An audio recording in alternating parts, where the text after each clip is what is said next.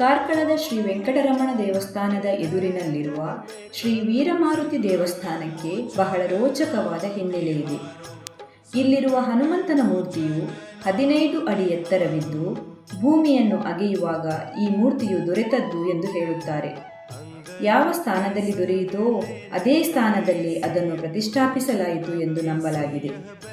ಸಾಮಾನ್ಯ ದೇವಸ್ಥಾನಗಳಲ್ಲಿರುವಂತೆ ಇಲ್ಲಿ ಆಂಜನೇಯನು ಸುಮ್ಮನೆ ನಿಂತಿರುವ ಭಂಗಿಯಲ್ಲಿಲ್ಲ, ಬದಲಾಗಿ ಹಾರುತ್ತಿರುವ ಭಂಗಿಯಲ್ಲಿದ್ದಾನೆ. ಎಡಗೈ ಸೊಂಟದ ಮೇಲಿದ್ದು ಬಲಗೈಯು ಆಕಾಶದತ್ತ ತೋರಿಸುತ್ತಿದೆ. ಕಾಲುಗಳು ನಡೆಯುವ ಚಲನೆಯಲ್ಲಿದೆ. ಜೊತೆಗೆ ಕಣ್ಣುಗಳಲ್ಲಿ ಕೋಪದ ಭಾವನೆ ಮತ್ತು ಗಾಳಿಯಲ್ಲಿ ತೇಲುತ್ತಿರುವ ಕೇಶವಿದೆ.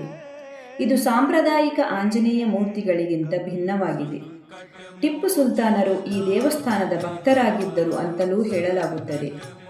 ಅವರು ಕೊಟ್ಟ ಬೆಳ್ಳಿಯ ಆಭರಣವನ್ನು ಇಂದಿಗೂ ಮೂರ್ತಿಯ ಕುತ್ತಿಗೆಯಲ್ಲಿ ಕಾಣಬಹುದು.